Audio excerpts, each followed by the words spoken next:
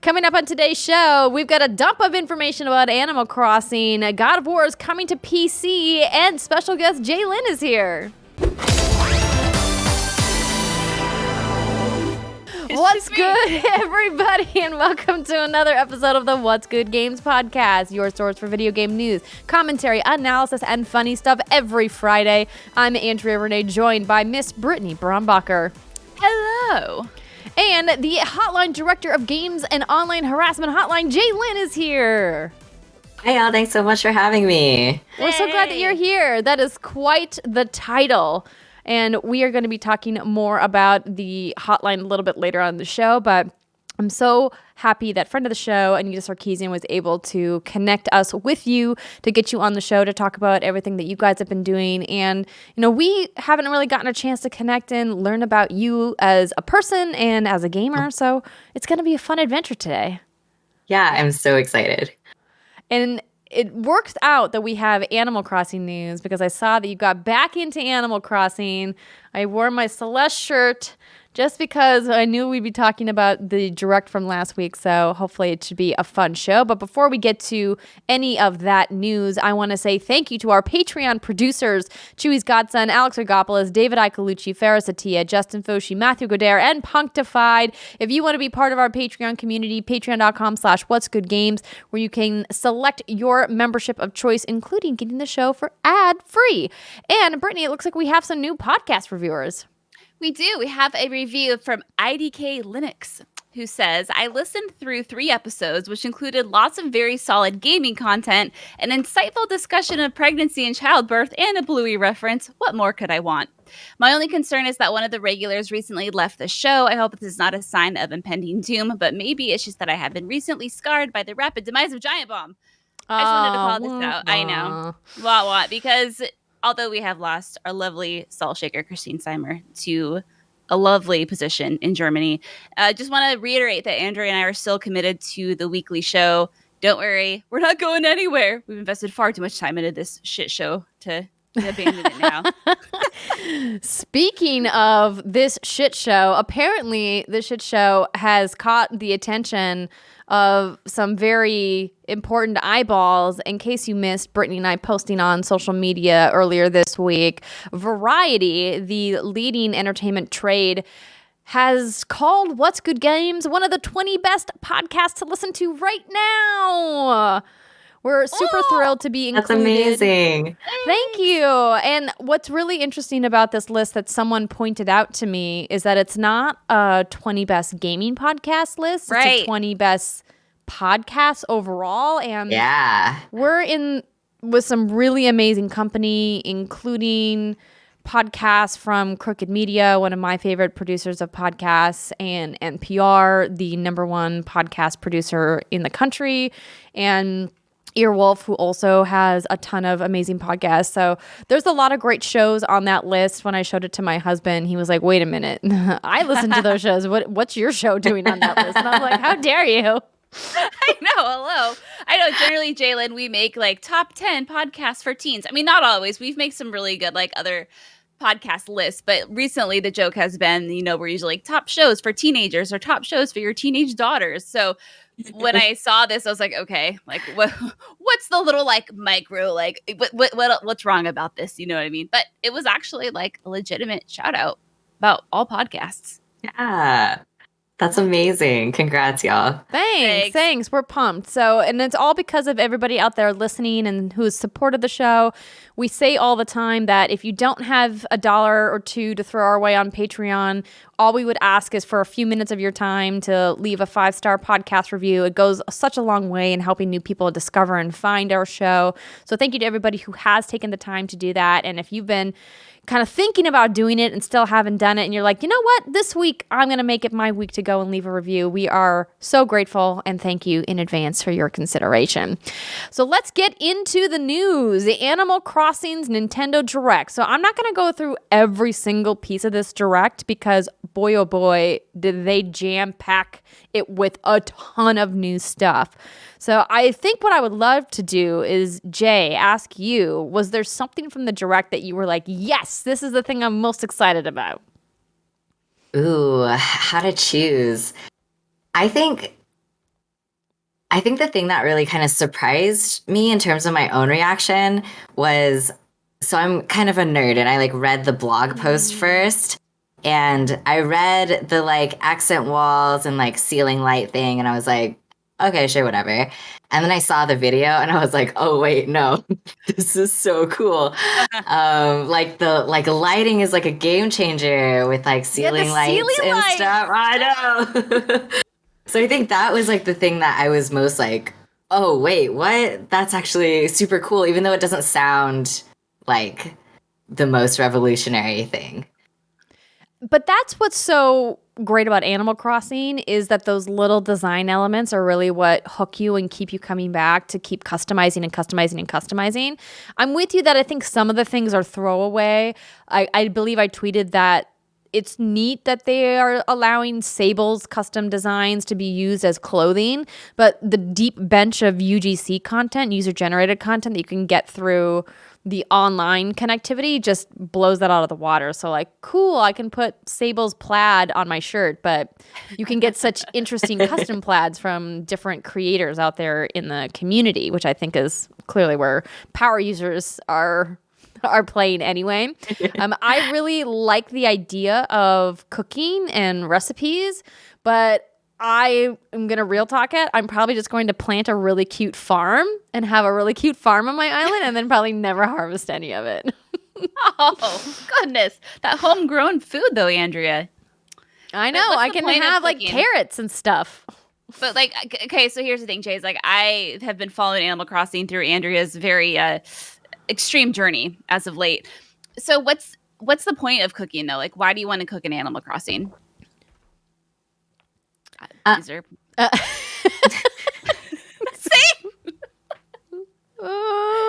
I think something happens when you eat stuff. You get like strong and you can like bust up things. I know you can eat like fruit, so I don't know if there's actually an effect to eating food. What I was most excited about cooking, one, I just like recipes. I like the whole mechanic of like collecting the things that you need and then getting to like make something out of it. That feels very satisfying and fulfilling to me. I also currently you can take some kitchen items and customize them to have different foods in them. So I like laying out my kitchen or laying out a picnic spread with like the foods that I picked out and customized. And so I feel like this will be an extension of that, where you can actually like cook the foods that you want to cook and like lay them out and place them and stuff like that. It's just for more decorating, Brittany. Okay, yeah. So you can elevate your outdoor pizza parlor like I have on my island, or I can add cheese plates to my wine bar that's also on my island, or I have a little Mediterranean restaurant by the beach. Can put some stuff over there too. Yeah. Okay, that's fair. That's totally. Listen, I play like Harvest Moon and Story of Seasons farming sims. I do a lot of shit that's pointless as well. I get it. But it makes me happy. I understand. But what's up with this froggy chair that everyone's losing their mind about? I don't know why it's such a big thing. So I'm going to pull up this article that you linked from Polygon that says 19 months later, Animal Crossing New Horizons finally gets its froggy chair. And so apparently it says the froggy furniture reveal was tucked into a separate feature announcement during Friday's Animal Crossing Direct, navigating tight spaces in your villager's home. That's a nice quality of life improvement. New Horizons free November update is full of such tweaks, but the long-awaited inclusion of the smiling green frog-themed chair is what will likely have many fans salivating for the next update. It's part of the larger Froggy set, which has appeared in past Animal Crossing games, including Wild World, City Folk, and New Leaf. Its apparent exclusion from New Horizons sent longtime Animal Crossing fans into a tizzy, forcing them to DIY their own Froggy chair customizations or rationalize that other pieces of furniture could hold a candle to that frog's cuteness. I love this so much. Everyone in a tizzy about the Froggy chair missing from New Horizons. Jay, are you going to get the froggy chair? Is it going to complete your house in Animal Crossing? I don't think I caught the froggy chair meme train, so I do think it is adorable. I love frogs, so I get it. But I don't think I missed the tizzy that everyone else got swept up in. I also miss the tizzy, but I have Henry on my island, who is one of my favorite villagers. He's just lovely, and so I feel like I have to get a froggy chair just to give to him as a gift, and hopefully he'll put it in his house. He's a little frog for everybody who's listening, being like, "Who's Henry? What is he?" He's an adorable little frog that sings, and I love him. He's adorable. But the big thing that Nintendo was pushing for this free update, of course, was Brewster and the return of the Roost, which you can access through the museum. And then, of course, new customizations and decorating. I did think the gyroid collecting looked interesting. These little things that you can dig up from around your island and customize, which this is quite a lot for a free update. But they did very clearly say the gravy train has come to an end. This will be the last free thing that we give you guys. From here on out, it's going to be paid DLC with the first expansion that is coming. And I am on the fence with how I feel about this first expansion. So the cost is, it looks like $49.99, which is a lot. So that's the cost of the Nintendo Switch Online Plus expansion pack, right? That gets you the DLC, or you can buy it separately for, I think I saw $24. Oh, is it? Oh, $24.99 on its own. Mm-hmm. Yeah. Okay, so that's if you get the game. I just misread where that was in the bullet points here in the show notes. That's on me. So $25 is the expansion price. And what you essentially are going to get is these quests to design different houses and islands per your customers. It's like you're an interior and exterior designer. You're an HGTV host, and you're going to have clients that are going to be like, I want you to make me a purple plaid house, and you have to, accommodate their wishes. And that's essentially the elevator pitch for what this expansion is. It's obviously a little bit more involved than that. But I had kind of made a comment while the direct was happening that my frustration with this style of expansion comes back to my continued gripe about the RNG nature of the DIY recipes on Animal Crossing, and how when they showed this part of the direct, I got so excited by all the different furniture and the plants and all of the decor items that were inside the expansion. And then I was like, I'm probably not going to be able to get any of that stuff and actually use it on my actual island. And that's why my continued frustration with Animal Crossing is that I just want a way to be able to unlock all of the recipes. I appreciate that they are allowing people to now customize the items that you buy with Nook Miles, because you were always limited to what your airport color was, and now they're going to put a station where you can go with Cyrus, right? Where you can go and he can customize those things. But I still can't build the things I don't have recipes for, and there's just no way for me to get them. There's a lot of it. They're like, oh, you have to grind for it, but it either has to drop from a balloon, or you just have to get lucky that your villager is going to be like making that thing that one day that you check in on them. And it's just so frustrating. Jay, do you feel my frustration, or are you just like, nah, I'm happy with what the recipes I got? Yeah, I also feel the frustration of like, I think partially the reason they do that is because they want you to trade with other people and encourage like the social element of the game, which is, I would say like this Animal Crossing is probably the most social one that they've done. So I understand that part of it.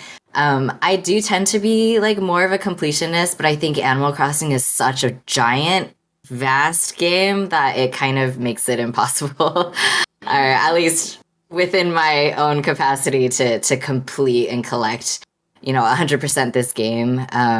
So I think the impossibility of it makes me feel a little more at peace of like, it's okay, I will just take whatever comes to me. And things that I have duplicates, I can pass to my friends, and friends can pass to me, and hopefully I'll get the thing that I want eventually. My museum is never going to get full of art. It's like Red just keeps bringing me the same stuff. Never going to get it. I can time travel to get fish. I got my bug collection. That's fine. But like for the life of me, I can't get an iron garden bench DIY recipe. And oh no. I'm trying to get, you go to Nookazon and it's 100,000 Nook Mile tickets. Like, Wow. I'm like, no, that would clean me out of literally all of my Nook Miles just to get this one recipe. And I'm like, the inflation on Nookazon is just outrageous. Yeah. I love this. I just have so much fun kicking back and listening to these problems from Animal Crossing. Between this and Andrea's woes with Destiny, it's just the entertainment never ceases over here. And you guys haven't heard me talk about Destiny in a while because I can't play it because baby. But it's my new thing to rage about. But I did boot. It was funny. I booted up Animal Crossing after the direct just to have my character come out of my house because I hadn't logged in like a month. You know, shake the hair out, and then I just like put it down to go do something else. Still haven't picked it back up. Oh, no. I was like, I'm gonna decorate for Halloween. I have all this cool Halloween stuff in my inventory. Let's go. I saw someone post on Twitter that they had just booted up their island and they stepped outside their house and was talking to their little villagers. And someone was like, oh my God, I haven't seen you in 7 months. If I said something to make you upset, I'm so sorry. The guilt! The absolute guilt. That's why I haven't started mine up in probably, over a year. I don't even know. And I'm scared to because I don't want to get guilt tripped. I just transferred everything from my old Switch to the new one. I'm not even bothering with my Animal Crossing Island save. I need a new fresh start. Oh, everyone on my old Switch interesting. One of my villagers was like, yeah, I haven't like seen you in like 10 months. I know last time we talked, I like hadn't really showered. So like, but I promise I'm totally on my shower game now. Like I'm showering. I definitely am taking a bath. So it won't happen again. And I was like, oh no. Man. Yeah. But to be fair, it is a lot less stressful knowing that your villagers can't leave when you're gone like they used to in past Animal Crossing games. I think I have mixed feelings about that. I do have some like peace of like, whew, I get to keep the ones that I want. But I also did appreciate kind of in past games when some people just move on and don't ask for your permission. And I don't know, that kind of felt real too. Like some people, even if you like them a lot, just move on from your life or your city and you don't get to control that. And that's just part of it. So I don't know, mixed feelings, but it is nice that all my friends are still there. If Raymond left my island without talking to me first, I'd be heartbroken. Raymond, no. You've been they there write you since the letters. beginning. Yeah, they can write you letters. Islander, yeah. All right. We are done talking about Animal Crossing. I could keep going on and on, but we have other news that I would like to talk about so we can get on to the rest of the show. So I want to talk about this briefly because it caused quite a hubbub, and it was also announced during the Animal Crossing Direct. So Nintendo Switch Online and expansion pack release date and pricing revealed. So Nintendo has confirmed that the Nintendo Switch Online Plus expansion pack will officially launch on October 25th, 2021. The membership, which will give Switch owners access to N64 and Sega games alongside Animal Crossing New Horizons Happy Home Paradise DLC, will cost $49.99 a year, a $30 increase from the standard membership. If you have other Switch owners in your family, a family membership, which can support up to 8 Nintendo account holders, will cost $79.99 for 12 months. They actually gave a release date. That's old information. For comparison, the current Nintendo Switch Online membership costs $3.99 for 1 month, $7.99 for 3 months, and $19.99 for 12 months. A family membership costs $34.99 for 12 months. So yeah, this gets you N64 games, it gets you some Sega games, and it gets you the Animal Crossing DLC. So what I would love to hear from you two is what do you think about this pricing? Because I get it. Like, I think it all comes down to how much value you put in playing N64 and Sega games and the ability to do that. Some folks think it's a little too high. Some are like me and are like, you know what, I will give my leftover for a chance to play Ocarina of Time. Like, you know, it's just like one of those things, like how much value do you put into that? So I read an article because I think it's important to learn other people's opinions from Screen Rant, and it's titled Nintendo Switch Online Plus Expansion Pack is Too Expensive. And the points that they bring up, are valid. They're absolutely valid. It's that, this new tier is more than double the price of the base Nintendo Switch Online subscription without adding much more to consumers. They go on to say that the Nintendo Switch Online offerings are old and archaic. That's fair. And now that it's only $10 less per year than both PlayStation Plus and Xbox Live Gold, which gives you a lot more features. So anyway, now that I've laid all that out there, what do y'all think? I agree that it is featuring a lot of old games and that Nintendo could do better. I also think it's frustrating that Nintendo doesn't just fully open up their library and charge a competitive price, right? Like we've seen the success of Xbox Game Pass and how people really gravitate towards that and are happy to spend that much money. Clearly, we don't have new numbers, but the last reported numbers for Xbox Game Pass, I believe, was 18 million users. Yeah. And that is a ton of people paying subscription fees every month for access. And Nintendo, I think, could probably get a lot more people on board to pay if they just gave access to all of their old games, and they have them, and then not take them away, right? I think that's another thing that's really frustrating is that they'll put things on there and then they'll take them off for some reason. It's like, why? This is an old game. This game is 20 years old. Just leave it on there for, the end until the end of time. But I think Nintendo also knows that they can keep charging for the stuff and people will pay for it over and over and over again. And I can't really blame them for protecting their business and saying, if we can make money off of this, we're gonna. It just kind of sucks as a gamer who has to make choices about where you spend your dollars that they aren't a little bit more pro-consumer friendly. Totally fair. Yeah, and that's, I think, the position I'm in. It's, I've been wanting to play Ocarina of Time forever on my Switch. I love the N64 library. I hope it gets expanded as the time goes on. But, what's my other option at this point? Like right now, I'm paying for the $20 a year individual plan. So I did some math, and it's about an extra $2.50 a month as to what I'm on top of what I'm already paying to get access to the N64 games and to get access to the Sega games. And to me, like that justifies it. I'm happy to pay that if I have access to that library of games. But so it's like you're not really left with much of a choice. Nintendo has just historically made it very difficult to have access to those older games. And when they do have an awesome library, I think of like the old games they had on the Wii U and even the Wii, like you said, Andrea, they don't bring them with them. And so you're just like, that's why the emulating is just so bad. And it's, you always see stories of Nintendo shutting websites down, et cetera, et cetera. So for me, yeah, like, it's hard because I will absolutely pay that price because I want those games.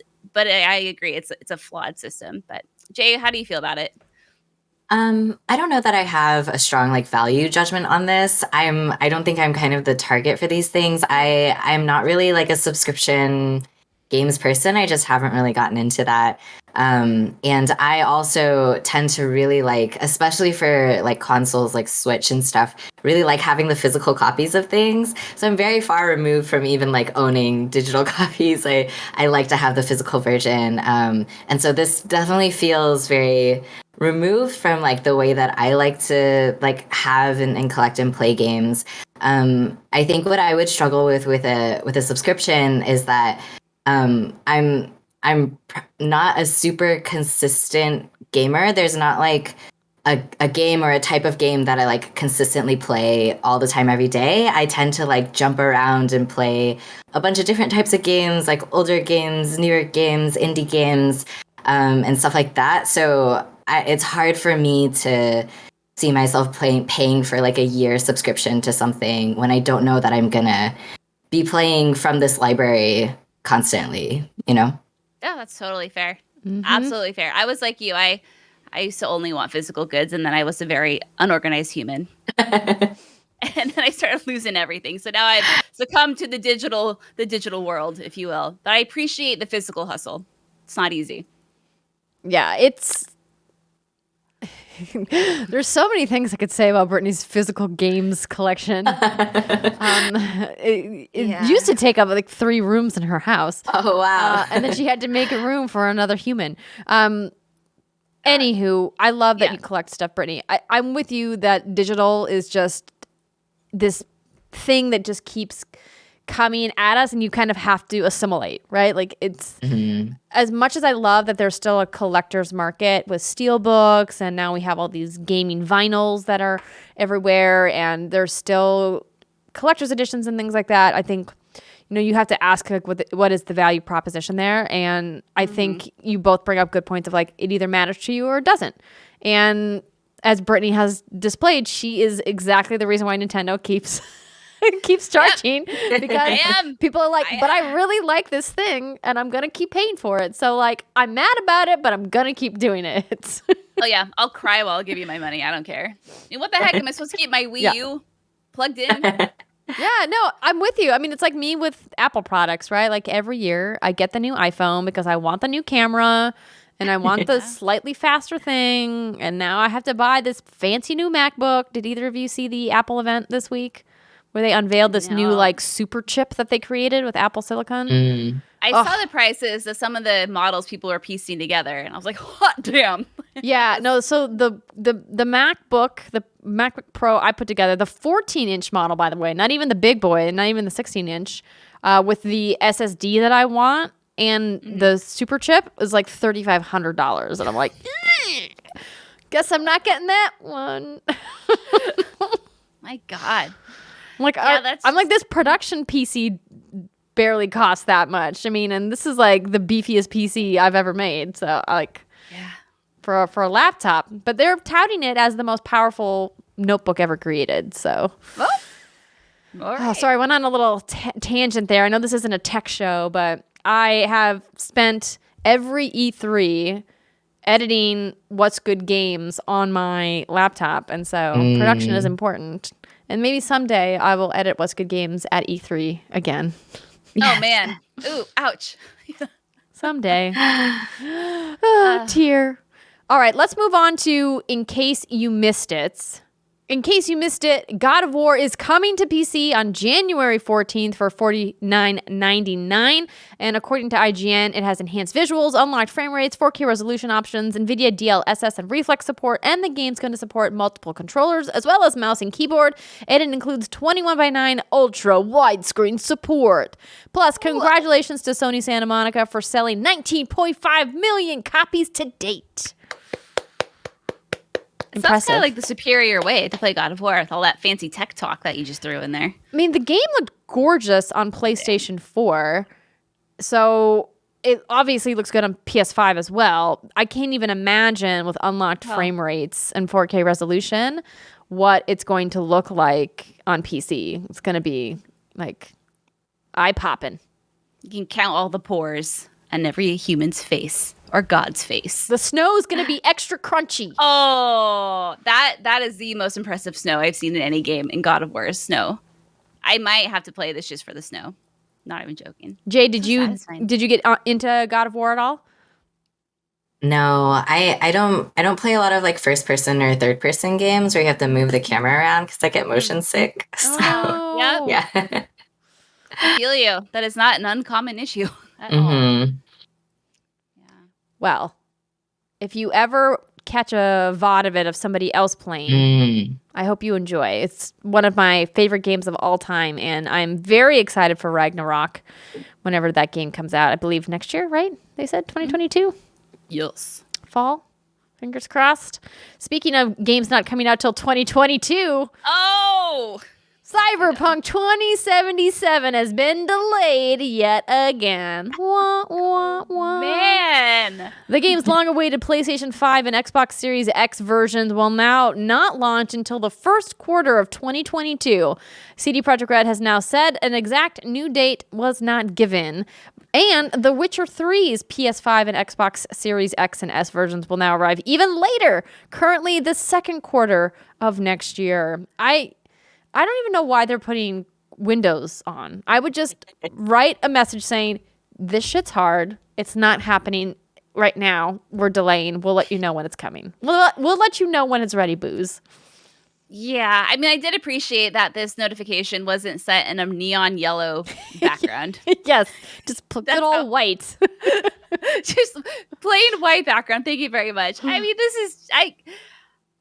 obviously there's fatigue with this, like whatever at this point. It's come, it's gone. I know, Andrew, you haven't played it. I think, Jay, you probably won't play this because it is first person.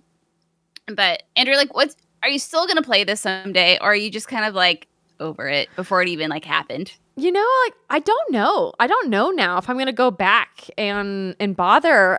I want to because I think that CD Projekt Red as a studio has shown that they have a long tail commitment to their titles, and they keep adding content and developing, but they've been so underwater just trying to get the game playable and fix it that we haven't really heard anything from them about post-launch content, because they're like, yo, we just need to get these versions out the door before we even talk about expansions. But they spent so much time and money building Night City and building the world of Cyberpunk 2077 that I have to imagine that I'm going to want to go back and explore it, because when I've seen other people playing it, it looks really interesting. And I like the first person. I like that you can have these 3 different paths. And I like that, you know, the narrative really takes you places. And I'm really intrigued by the gameplay.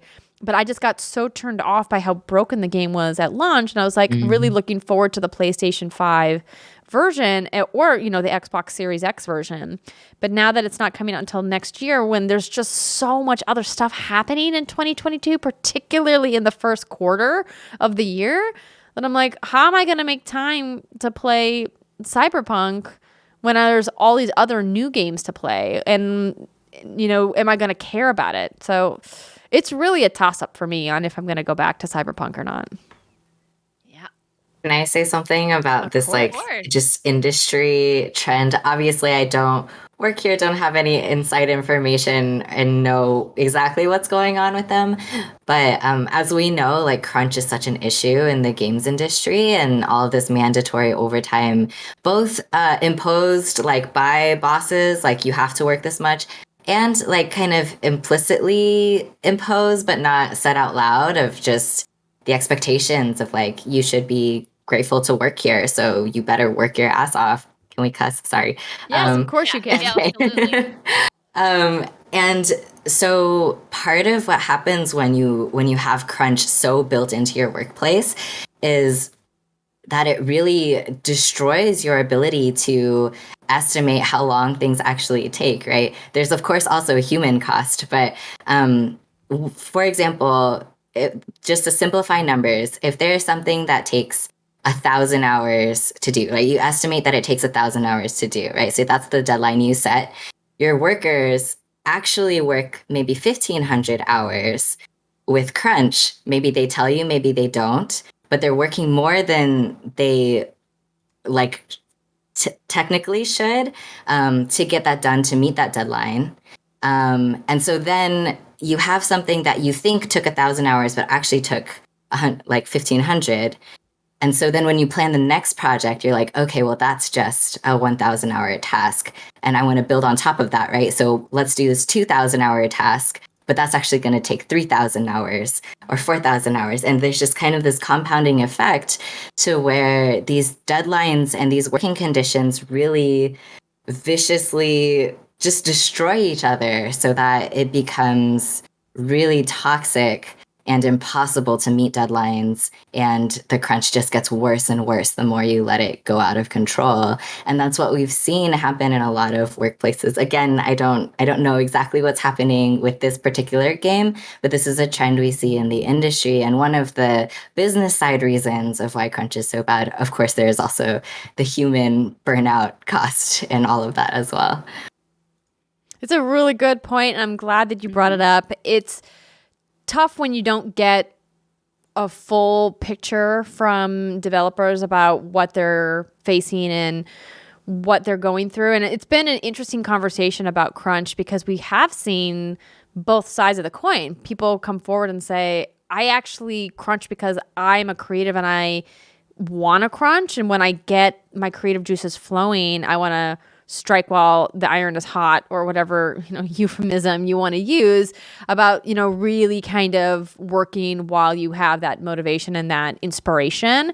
And then you also hear from the other side of people saying, I'm so burnt out from being overworked that, my mental health is suffering, my physical health is suffering, my relationships are suffering. And it's like, well, there's got to be a better way to, empower creatives that want to work, and then also making sure that people know that they aren't forced into working. Forced overtime is like the worst thing ever. Just the idea of forcing somebody into something just sounds icky and gross, right? And we don't want that. And we want people to be happy and healthy in their jobs. And while the video game industry does have a lot of competition, and that's why I think really drives these leaders in the industry to put their workers in a crunch. As you said, like, you should be so privileged to work here that, how dare you make a complaint about crunch? I think that's such an unhealthy way of looking at it and saying, we should instead obviously celebrate that working in games is a really cool job for the most part, but also we have to take care of people and make sure that the talented people who are here don't leave because we've pushed them out, because we've overworked them and burnt them out. So a very great point to bring up, and thank you for doing so. Mm-hmm. But hopefully they have gotten their ducks in a row over there at CD Projekt Red, and I'd say at this point, you've delayed it this far. Just keep delaying it if you need to. Just take your time. Like I said, don't put a date on it. Just, work on it. And when it's ready, and people will play or they won't. You've already made your money. They've sold over 13 million copies. I would guess over 15 million by this point. They're fine. They're fine. All right. Moving on. Let's talk about what we've been playing. But before we do that, a couple messages from our sponsors. This episode of What's Good Games is brought to you by Felix Gray. Felix Gray are the blue light glasses that started it all. 5 years ago, Felix Gray set out to create eyewear that would improve daily screen time. Since then, Felix Gray has been on a mission to create a better relationship with technology.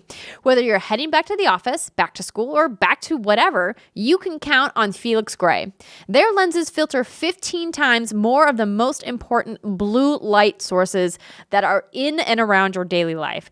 It could be your cell phone, your computer screens, your tablets, your television, even certain LED light bulbs emit blue light. It's everywhere, and it can cause a whole range of terrible symptoms, from eye strain, soreness, dryness, headaches, even lack of attentiveness. You don't want that in your life. Get those blue light sources under control with the blue light lenses that filter 15 times more light by visiting felixgrayglasses.com/games. They have a ton of frames to choose from. You can get them in both prescription and non-prescription lenses, and they're really easy and comfortable to wear. Start saving your eye strain, guys. Check them out now at felixgrayglasses.com/games. That's FELIXGRAY glasses.com/games for free shipping, free returns, and free exchanges. felixgrayglasses.com/games so they know What's Good Games sent you. This episode of What's Good Games is also brought to you by Postmates. Do you smell that? It's Chipotle, my friends, my favorite. The new steak brisket, the queso blanco. But the best part, that it showed up at my door because I ordered it with Postmates. Seriously, I've been getting Chipotle like 4 days a week, not even lying. So with Postmates, I get all of my favorite foods from the local restaurants in my neighborhood delivered, no leaving the house, and even better, no getting in the car or finding a parking spot. Difficult when you have a 5-month-old. And Postmates isn't all just burritos and sushi. I can order things like toothpaste and phone chargers on demand as well. That's because places like Walgreens and 7-Eleven are also on Postmates. And my favorite part is when the app lets me know that my food or items have been delivered. Everything is right outside my door, which never gets old. If you have a sleeping baby on you, you don't want to get up prematurely. So just download Postmates on iOS or Android, find your favorite foods or that one thing you forgot to get from the store, and get it delivered on demand. And for a limited time, Postmates is giving just our listeners a little something. New customers will get 50% off of your first 5 orders of $50 or more when you use code What's Good. That's code What's Good to get 50% off of your first 5 orders of $50 or more. Max savings of $100 per order. Just download the Postmates app or sign up online. It's super easy. Offer is subject to change and taxes and fees apply. Offer valid for 30 days after you add the promo code to your account. Okay, let's talk about what we've been playing. Britt, you have a disclaimer. Yeah, you have a disclaimer, and that's about it. That's it. I can't talk about what I'm playing just yet. And that's it. That's it for me this week, ladies and gentlemen. Teasers, everybody. Teasers that things are happening in the future with what Britt is playing. We're getting into that season, everybody, where there's going to be a lot of releases coming up, and we're going to do our best to try to tackle as many of them as we can. Obviously, it's just a few of us, but we hope that you guys will let us know if there's any particular games in this fall release busy window that you would like us to talk about more than others. Of course, you can always tweet to us at what'sgood_games, or you can email us at contact@what'sgoodgames.com, or of course, message us at patreon.com/what'sgoodgames. So I guess I could talk more about Back for Blood, but we really went over that last week with Rihanna and Danny, and I got a couple more sessions in with them, and I've been having a good time, having more fun than I did in the first run. Obviously, the more stuff you unlock, the more powerful you feel, the better you're going to go. And I did watch a guide from our friends over at Game Ranks and about 10 things you need to know about playing Back for Blood, which was very helpful. So thanks, Game Ranks. You're the best. Would you say that your impression of the game has increased? Is it better? Yes. Okay, that's good. Yes, better. I think like any multiplayer game that has a progression loop, the more you play, the more fun it becomes because you get better at it, right? It's almost like when you practice something, you get good at it. So I think that's the way it is with almost any multiplayer, particularly one that's combat focused, an action game like Back for Blood is. And you learn more about which weapons you want to use. And we got a really good crew going when we were playing with our friend, Jeff Rubenstein. From Xbox, and we all picked a different weapon so we could split the ammo boxes, because it's tough when everyone's using a rifle and there's only so many rifle ammo dumps. And then it's like everyone's out of ammo all the time. And so one person was on SMG, 2 people were on rifles, and then I was on shotgun. And it actually worked out really well. I do want to get good with a sniper because it feels like nobody's playing sniper and the people that I play with in that game. And I feel like I would always have ammo at all of the ammo drops because nobody takes it. But playing with a sniper is tough in that game. I was just going to say, that's what I was like scratching my beard that doesn't exist. I was like, man, that sounds like that would be kind of tough because it's so hectic and there's so many heads to pop. And I guess unless you're like specifically pulling it out for bosses when you're like in the back or something. Yeah, for like crit points and things like that. Yeah, for sure. Yeah, and I love that style of gameplay. I really do enjoy sniping especially if I'm in a co-op situation. But I just haven't had the time to practice. Someday I'll get my time back. But we were talking. Brittany laughs, and every parent out there is laughing along with her. That someday is 20 years from now. Tears. But we were talking a little bit before the show and during the Animal Crossing segment about revisiting Animal Crossing New Horizons. So, Jay, you have been playing. How's it been booting your island back up? I mean, you mentioned about potentially turfing everything and starting over. A little bit, yeah. It had been 10 months, like I'd said, since picking it back up. And it's nice because I think I feel a little less precious about everything because it's been so long. And so now I'm like, all right, let's tear this up. Oh, it's going to be like $50K to move this house. Let's do it. And like not feeling as like, ooh, but should I save it? And should I, and be really careful about things. So that's kind of refreshing to just be like, no, let's do it. I'm envisioning this kind of like community center because I have a few villagers who have themed houses that are kind of strange. Like Eunice, she has like a laundromat kind of themed house. She just has a lot of laundry machines like lining her house. And so I was like, I don't know, maybe I could like make a little square that has all these houses that have like kind of communal function, and I don't know, it kind of be a square. And I was thinking of remodeling my house to be kind of a community center. Like it could have a little like sports workout room and like a classroom or a library or something like that. Yeah, so that's my vision right now. That's what I'm trying to work on. It's so exciting, the idea of potentially starting over. Now, I unfortunately have read a couple friends of mine lost their saves. Oh, no. One friend lost her save in the OLED transfer, which I'm like deathly afraid of. And then another friend somehow accidentally deleted his island. And I just like, that's like the fear, right? Like hundreds and hundreds of hours. My other friend had 1,000 hours into her island and then she lost it. Oh. No. And I'm just like, do I dare? Yeah. But I've seen some people talking about, instead of, starting with a fresh account, just completely terraforming their island back to nothing and then starting over, but with all of their materials, like with all of their mats and their inventory and their recipes and things like that. And that And your villagers. Yes, that to me sounds exciting. About like, what if I just got rid of everything? And I'm thinking about doing that too. Okay. Are you gonna sell your old Switch, Andrea? Because couldn't you technically keep your old Switch for Animal Crossing and then just create like a new? Oh, you'd have to create a new account on your OLED. Never mind. That gets kind of messy. Well, I've thought about doing that, honestly. I've thought about using either John's account or creating a second account for myself, so that way I can just pass my items back and forth between my two islands. Oh. And that way I don't have to worry about potentially losing my island. I could just create a new island from scratch, but then I could just dump all of the things that I got in my old island onto my new one. But as Jay mentioned, the villagers is the thing there. I do have some amiibo cards and that's a really handy way to get the villagers you want. But there's some villagers that don't have amiibo cards, and they're kind of the rare ones. And the only way to kind of trick into getting those is to wait until they say they're going to move out. On a move, yeah. Yeah, and then you have to. Then somebody can come over and talk to them, and then they'll be like, "Oh, maybe I'm going to go move to that person's island." And that's how you can buy villagers, like on Nookazon. But yeah. It's kind of it's all gaming the system.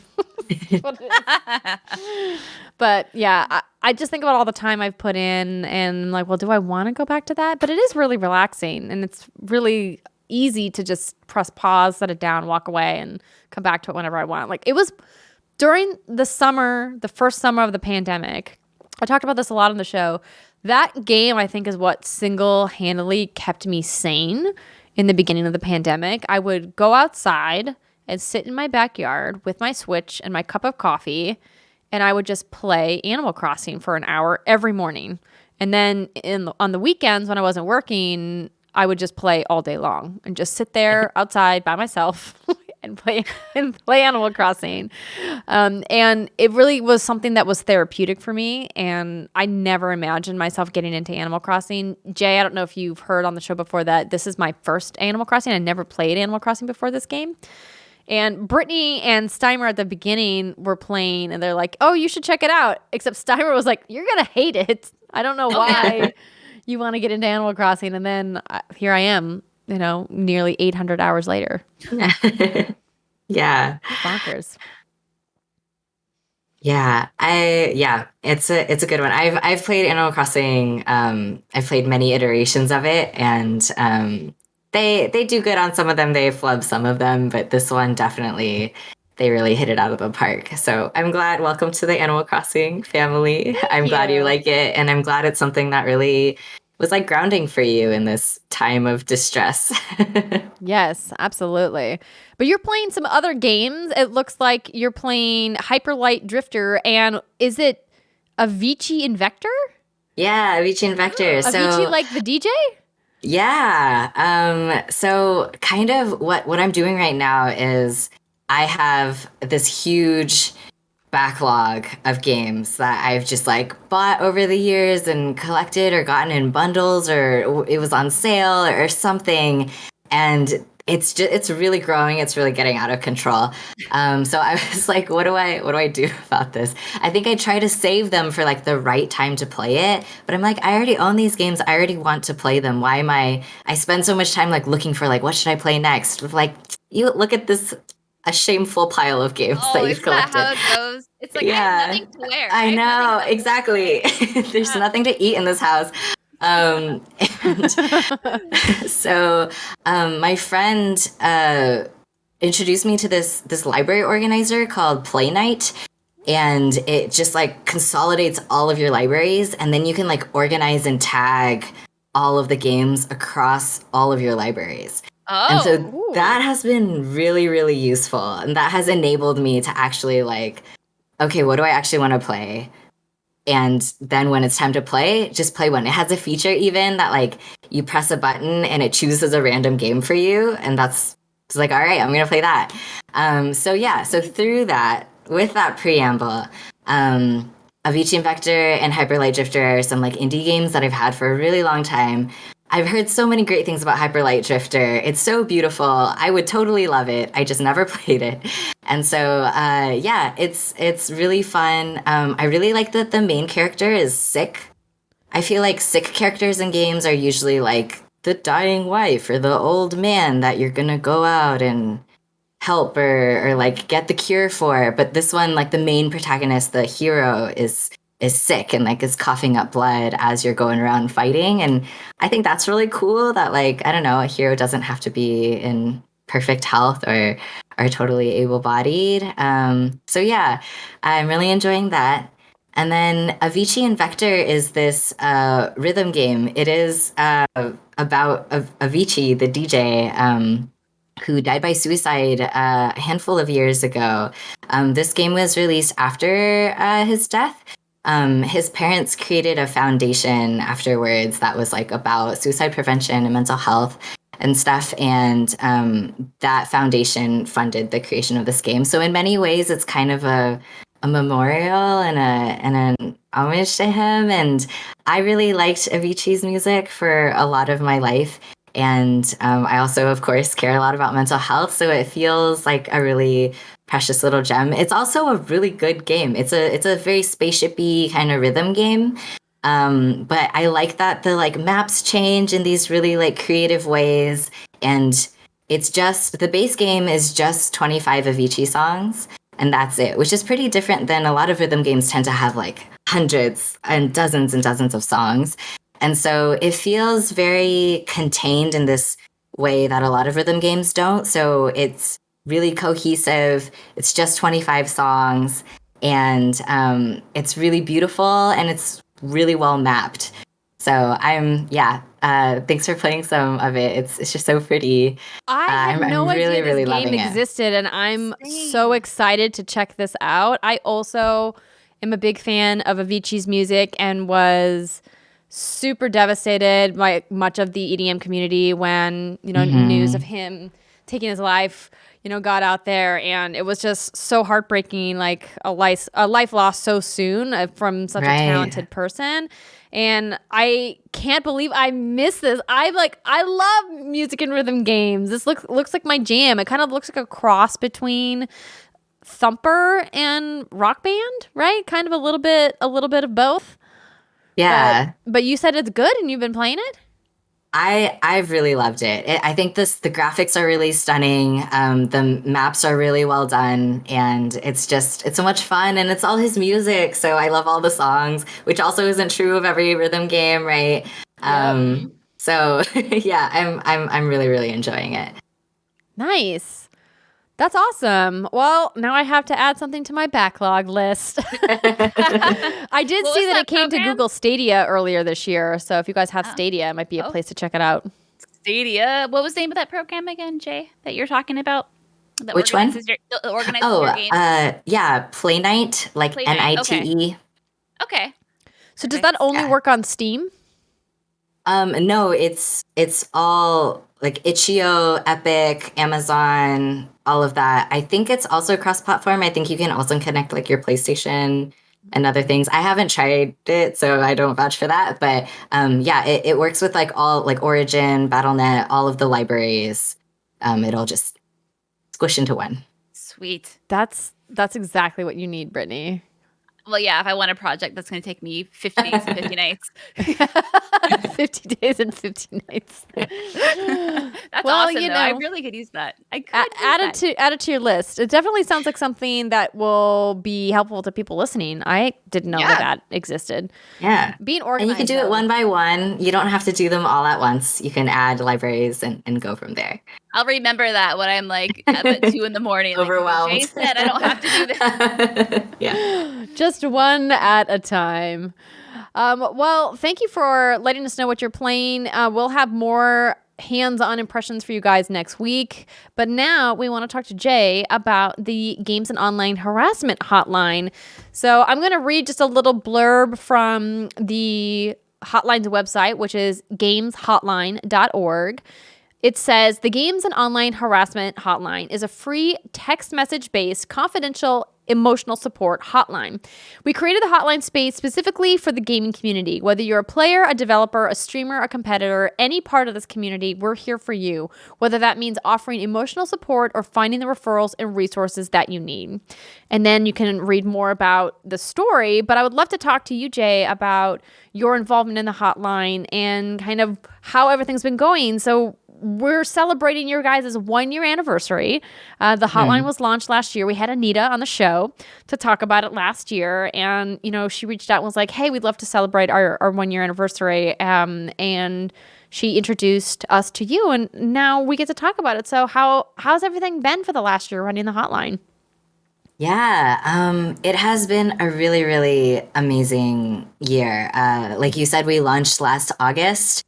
So we're still relatively new, but over this past year, we have heard really from so many people all across the industry and the games community about just a huge variety of topics. It really feels like we have reached people in so many different situations and circumstances where they just needed someone to listen to and talk about what was going on. So everything from being harassed in game to being harassed more generally online to, you know, fallouts and conflicts within friend communities, and, you know, general like mental health experiences of like dealing with depression, dealing with anxiety, and how that mixes in with work or streaming, or friendships and community groups.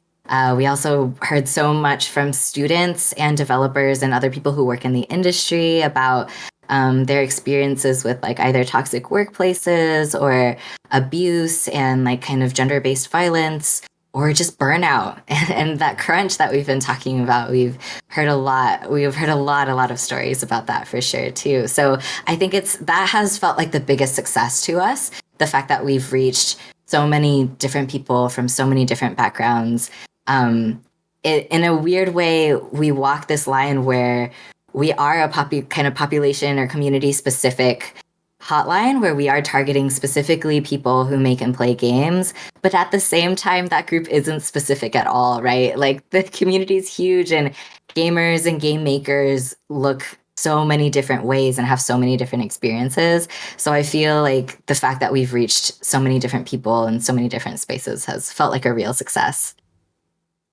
I had no idea that you guys were doing such an umbrella of work in the harassment space. Because I think, you know, when we had Anita on the show last year, she didn't really even know like how big the scope was going to get at that time. And I think it's great that you kind of say, hey, you know, we want to be all encompassing. If you have an issue, we want to be able to help you. And I think that that's awesome. Has there been a specific initiative that you've been driving that you're particularly proud of, or something that you guys have done that is a big standout for you? Yeah, I guess one of the big lessons that we had to learn over this year was, you know, I'm sure Anita talked when she came on about like some of the origins of this, right? Like we have been hearing for so many years. This is not really a secret, that, you know, a lot of women, a lot of queer folks, a lot of POC are harassed and abused in game spaces, and that it's an issue that has spanned such a long period of time and happens in so many different spaces. And so when we think about starting an online harassment hotline, right, like, of course, that's who we are holding in our heart and really intentionally making this a very survivor-centered space. So when we launched the hotline, we made sure to really prepare to be here and able to support those people, right? People who are experiencing harassment and people who are marginalized for their identity. What we didn't really expect is that actually we started getting texts from people who had caused harm or caused harassment or been kicked out of a community or a server or a job for something that they had done to someone else. And they were also reaching out and asking for help too. So it definitely was a moment for us when we started getting those texts pretty early on, of like, what do we do with these? Like, how do we support these people? Do we want to support these people? Do we want to turn them away? What do we do? And so when we looked at it and when we decided that, we know that harassment and violence exists as part of an ecosystem, that it's a systemic issue, it's a cultural issue, not necessarily an individual issue, right? It's not about bad apples. And so if we really believe that, then especially when these people are being vulnerable and reaching out for help, we want to be here for them too. So we had to really figure out like, okay, how do we have these conversations? How do we support these people in a way that also isn't endorsing what they've done or doesn't encourage them to repeat and instead encourages them to believe in change and believe that they can be better and really just at least hold that door open. We're not fixing people overnight in general, but one thing we can do is offer space when people are looking for help and hold that door open, hold that possibility open for change instead of slamming it in their face. So yeah, that has been such a journey. That's incredibly admirable. Andrea and I have talked a lot on we've been very public about sometimes we do get those folks who come into our community, and they're there obviously to do nothing but really cause harm. And we kind of struggle with do we just click a button and mute you and kick you out of the community? Or do we try to have that conversation with you? And I would be fascinated to hear more about how you approach those situations in terms of what resources or advice or what you do, because that's always been a very fascinating thing about kind of what we do, especially being an all-woman run podcast. We get that kind of stuff not as often as you would think, but when it does happen, we're more we would prefer to help those people and turn it into a learning moment and kind of teach those other people on the other side of the screen, right? There's a humanity disconnect there, but I think that's just really cool. That's interesting. Yeah. I think definitely. Oh, go ahead. Yeah, no, I mean, just piggybacking off of what Britt said, it's tough because like she mentioned, you want to have an educational moment. Like you mentioned, like, what do we do with these people? Like your gut instinct is to be like GTFO, right? Like you're being a dick. Like we don't want you here. But I've always been of the mind, and all of our mods know this because I feel like sometimes I come in to be like, come on now, I know that they were being an asshole and it'd be really easy to just ban them. But why don't we give them, a chance to redeem themselves first? And then, if they continue to be an asshole, then, GTFO. But I think that's tough because like you mentioned, there are people out there that come from a systemic environment. They're taught how to behave, and they have to have a way to walk back that learned behavior and now learn a more healthy, more inclusive way of thinking to say, hey, what you were doing was harmful. And nobody in your life told you that it was harmful. And now somebody is finally saying, hey, what you're doing is not okay. And I think our gut reaction as human beings is when somebody tells you that you messed up is to get defensive, right? Like everybody does it. We all feel that shame and that embarrassment of like, I have made a mistake and I don't want to be seen like I'm a fuck up. And I think it's really admirable when people who do make those mistakes and who have caused harm take the time and have the personal growth to say, I want to be a better person. I don't want to hurt people. How do I get better and how do I not hurt people? And I think that to me is the most admirable thing when people are willing to grow, but we have to allow them to grow. So I love that you guys decided to take your mission and expand it and say, it's not just about helping people who have been hurt, but also saying to people like, how do we then help people who want to fix this systemic loop that they find themselves caught in? Is there, like Brittany asked, like, is there any kind of advice that you have for people out there that are kind of finding themselves in these positions and going like, I feel like I'm part of the problem and I don't want to be anymore? Yeah. So many juicy things from what y'all said are like sparking for me. I really like what you said about shame because shame can be useful in some ways. Like shame, there's definitely helpful moments where shame comes in. It's like, ooh, that's not what I wanted to do. I want to be better.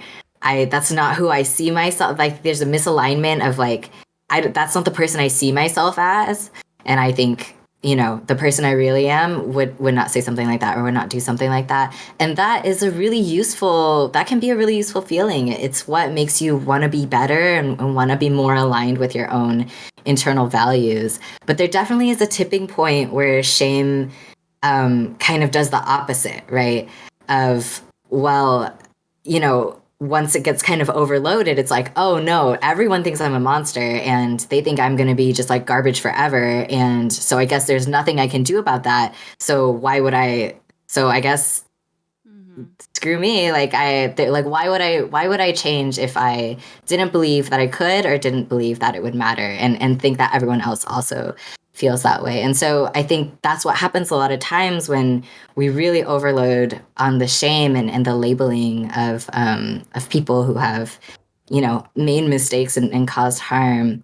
I guess in terms of if you are someone who has, done something that you regret or you're dealing with consequences of, an action or some harm that you've caused, really, yeah, starting with that defensiveness, that feeling of like, oh no, that can't be me. Like, I think of myself as a good person, and a good person wouldn't like say something like that or wouldn't hurt people. Of really sitting with that feeling, taking a few breaths and saying like, okay, I'm allowed to feel this way, but also these people are telling me that they experience this as harm. And if it really matters to me that I don't behave this way, then it should matter to me that people are telling me that I've hurt them. And in some ways, I think, call outs, of course, can feel really scary and very attacking. But I do think in some ways, if someone really believed that you were a total monster and that you were doing this on purpose and trying to hurt people and you wouldn't care, maybe they wouldn't tell you, sometimes people tell you things because they actually can see that like, hey, I think you would want to know that you did this thing and it was kind of fucked up. And that like, I want you to know that this really hurt me in this way. And part of them believes that you would care and that this would matter to you. And that's why they're telling you. And so, yeah, sitting with that defensiveness and really like taking a moment to sit with that and think about it. And then also finding support and seeking somewhere else to process that with, because the person that you've hurt is not always the place where that support should come from. And so diversifying like your support and your networks, coming to the Games and Online Harassment Hotline, reaching out to other friends or other people in your life, to really talk about, be vulnerable and say like, hey, so I did this thing and it was taken this way and I've really hurt some people and I don't know what to do. And just start there. Wow. This is your free therapy session, everybody. No Brought to you shit. by the Games and Online Harassment Hotline, courtesy of one Jae Lin. No, this has been great. I think it's such a powerful thing talking about, finding the right person to talk about all of this with, because it is a really precarious time that we're in. I think this era of internet mob mentality and these internet mobs that go after people with virtual pitchforks is really frightening to a lot of people. And you hear a lot about cancel culture and both sides of the story of like, who are we canceling today, and how it can really be used as a weapon. Like this idea of like weaponized online harassment and bullying coming from sources that sometimes are really shocking to me, because you think that a group of people or a community or even an individual, but then you see them targeting somebody and it's like, hey, like you've now become the thing that we're trying to dismantle and kind of rally against. And I think that's what's been really disheartening for me, kind of watching some of these online dust-ups between groups over the last couple of years. It's been particularly bad, obviously, during the pandemic, when we're all like isolated even more than we would be normally. But I would love to kind of hear your thoughts on how you guys approach the idea of mob mentality on the internet and kind of how people can potentially cope with either finding themselves caught up in a mob mentality or being the target of one. Yeah, I mean, on some level, I get it. A lot of times when people are going on this big like shame fest or these call out like brigades. A lot of times it's people who have been really disempowered, people who have tried to speak up and tried to change things or try to, say something to address this in a lot of ways and have been totally silenced, totally shut out. So now they're in this place of outrage where this is all I have. All I have is like, I have to make a big scene. I have to make a big, I have to be big and loud about this because people don't listen to me and because I've been silenced for so long. And so that is such an understandable reaction to feeling so disempowered, right?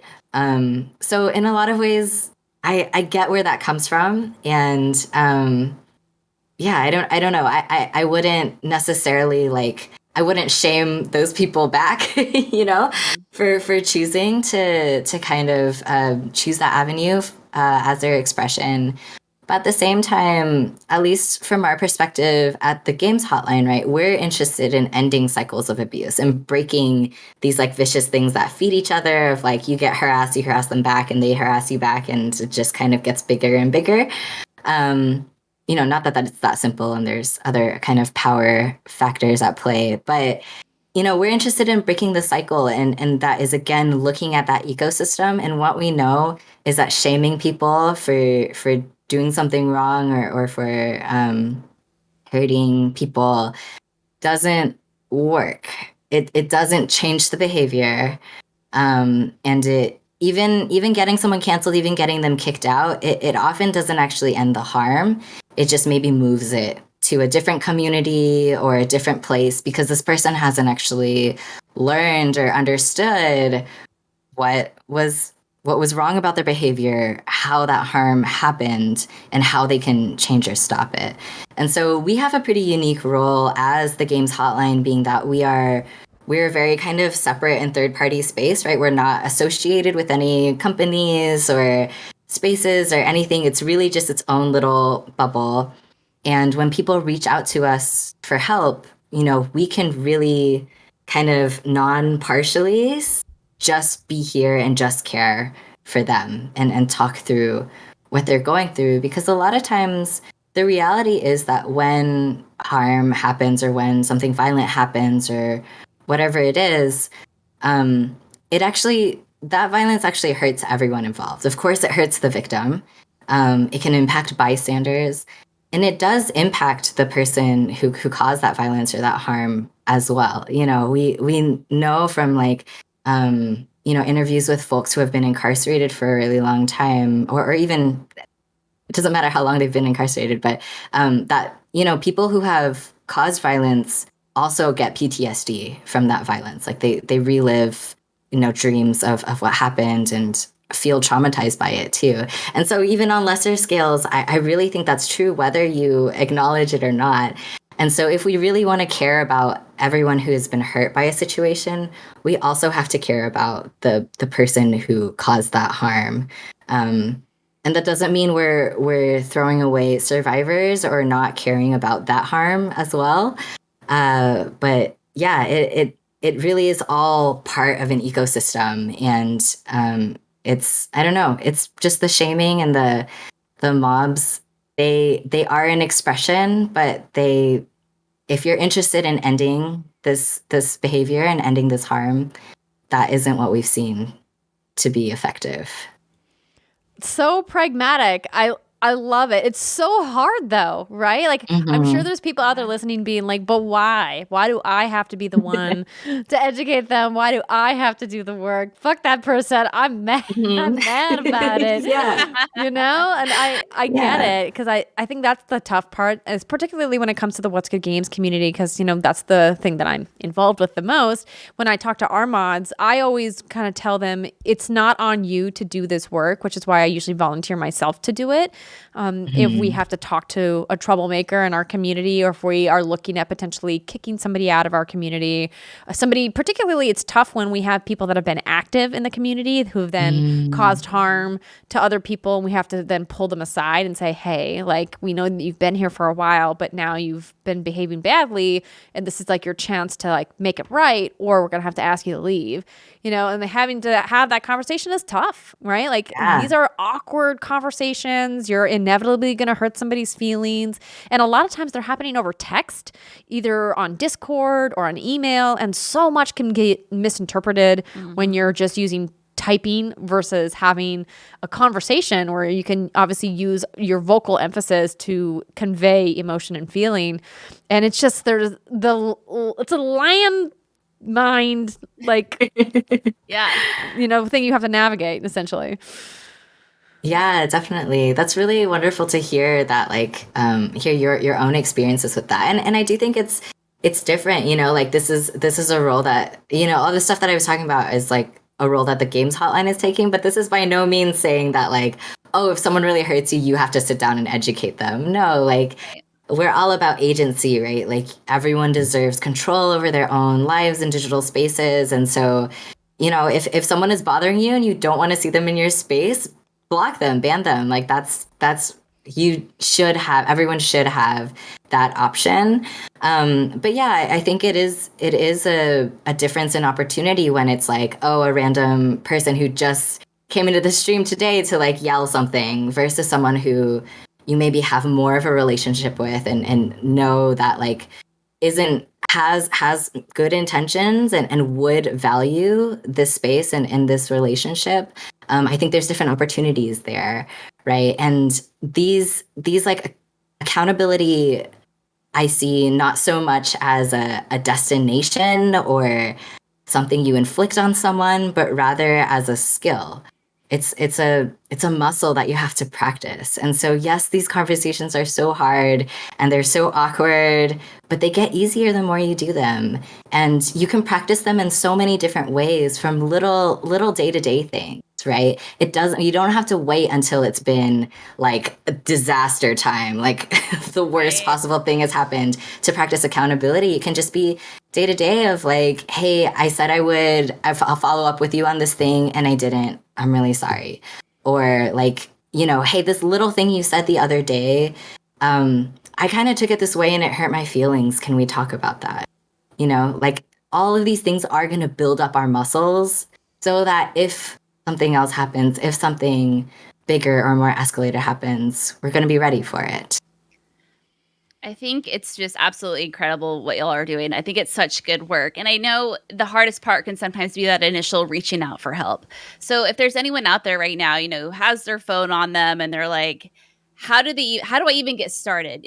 Can they just send you a simple hi, a simple hello, a simple I need help? Is there, for the person who's trying to take that first leap and they don't know what to say to initiate this conversation, like, what advice would you give them? Yeah, so this is actually we get a lot on the hotline. It's really not uncommon. So to connect to the hotline, you text the word support to 23368. You can text in anytime, any day of the week. We will respond every day between 3 and 7 p.m. Pacific time. So you text the word support to 23368 from anywhere within the USA. You get 2 automated questions before you get connected to anyone. So the first one is just, what name would you like to be called? That can be any name. It doesn't have to be your legal name. And the second question is just what's going on. And you can share a little bit about, what you're maybe wanting to talk about. And in that, you can say, I'm just practicing reaching out. Or just say, I'm struggling or I'm having a bad day. Be as vague as you want. You can change your mind later if you like start the conversation and want to talk more. But even once you connect, so after you answer those 2 automated questions, you'll be put in queue to get connected with a live agent who will like text with you in real time.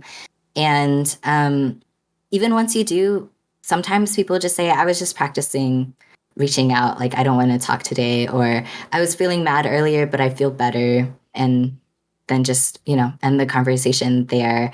It's again, it's a muscle. Asking for help is a muscle.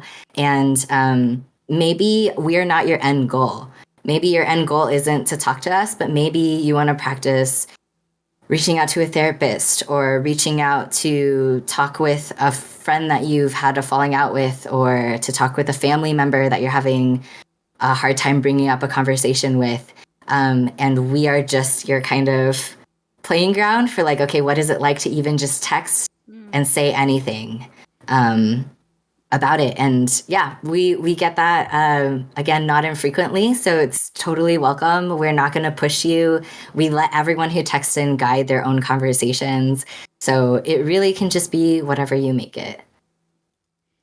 That's wonderful. And for people out there that want to support everything that you guys are doing, or maybe want to be part of your streamer initiative, what kinds of tools do you guys have for people who want to contribute and help out the hotline? Yeah, so we are a free service. We never charge anyone for using the service, and we want to keep it that way, of course, to be as accessible as possible to whoever needs us. And so we are a nonprofit, and we live off donations. And so if you want to financially support us, you can donate on our website at gameshotline.org. Outside of that, spreading the word is really, really huge. We are a new hotline, and we are, we're very grassroots. We're very we're just relying on word of mouth and people in the community. So if you are in a Discord server, for example, that has a resource list or a resource channel, add us to that. If you're part of a org or a school that has a resource list, you can add us to that. And then just generally spread the word, talk about us, both just like in general day to day, but also especially if something happens in the news or in your community where people are needing a little bit more support. For example, when the Blizzard lawsuit came out, that was a time that people were really sharing our resource, and we got a lot of people reaching out and needing help and wanting a place to talk about that. So spreading the word. If you are a streamer, we have streaming kits available to help you spread the word about us in a whole bunch of different ways. So you can find that on our website as well. Again, gameshotline.org, I think /streaming-kit. And we also just launched our champions program with Anxiety as our first champion. And so, if you are a streamer or a content creator or run a community or anything like that, and you want to become a Games Hotline champion, we would love to have that conversation with you and talk more specifically about unique and special ways that you can help support our cause. That's fantastic. And we'll have all of those links in the show notes down below. So if you're listening to the show in a place and you want to make sure you check those out, get to a spot where you can click on those links, we will get you guys all covered. So don't worry. Jae, it's been wonderful having you on the show. Thank you so much for all of your knowledge and for taking the time to tell everybody about your guys' mission. Is there anything else that you want the What's Good Games community to know about yourself or about the hotline?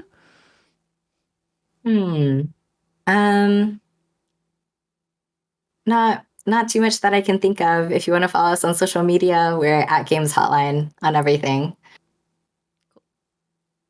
I thought it was a very thorough conversation. I have a bazillion more questions that I could keep asking you. We'll have to have you back. This was very insightful. I loved hearing it, and so eloquent. Gamers are more eloquent than people give us credit for, I swear. I know. You should narrate audiobooks. There you go. That's very flattering. You can moonlight. Yeah. All right, everybody. That's going to do it for us this week. Thank you so much for hanging out with us here at What's Good Games. Don't forget, you can check out our memberships at patreon.com/whatsgoodgames. And we will be back next week with Rebecca Valentine returning to the show. For now, enjoy your weekend. We'll see you next time. Bye, everybody.